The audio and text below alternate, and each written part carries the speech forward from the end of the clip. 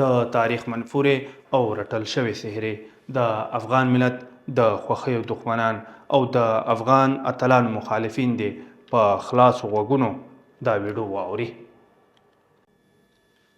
تر هغو چې د افغانستان په نوم دا شته جغرافیه وي، تر هغو چې د نړۍ پر مخ افغانان وي او تر هغو چې نړیوال د کرکټ لوبې کوي، زموږ افغان اتلان به هم ورسره لوبیږي او په نره او شهامت به افغانانو ته خوښي او خوشحالي راوړي.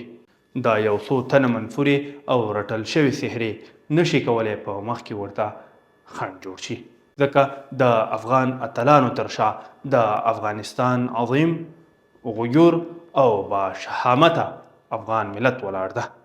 تاسو خو پوهیږئ چې موږ له نړیوالو څخه په هر ډګر کې شاته پاتې یو.